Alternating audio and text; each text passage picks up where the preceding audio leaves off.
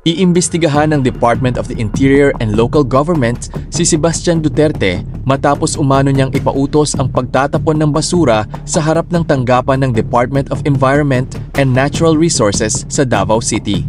Ayon sa Malacanang, titingnan kung may naganap na kapabayaan o paglabag sa mga batas pangkalikasan ng mga lokal na opisyal na sangkot. Nangyari ito matapos magkaroon ng problema sa koleksyon ng basura sa Davao City kasunod ng pagsasara ng New Carmen Sanitary Landfill bilang protesta o paraan upang ipakita ang epekto ng pagkaantala sa waste management. Itinuro umano ng alkalde ang DENR office bilang isa sa mga lugar kung saan dadalhin ang mga nakolektang basura. Sinabi ni Palace Press Officer Claire Castro na magsasagawa ng masusing investigasyon ang DILG sa pangunguna ni John Vic Remula upang malaman kung may pananagutang administratibo o legal ang mga sangkot.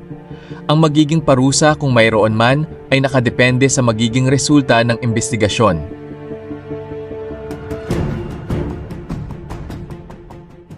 Ang mensahe naman ng Malacanang sa mga opisyal ng lokal na pamahalaan ay unahin ang kapakanan ng mamamayan at tiyaking naaayon sa batas at kapaligiran ang kanilang mga aksyon.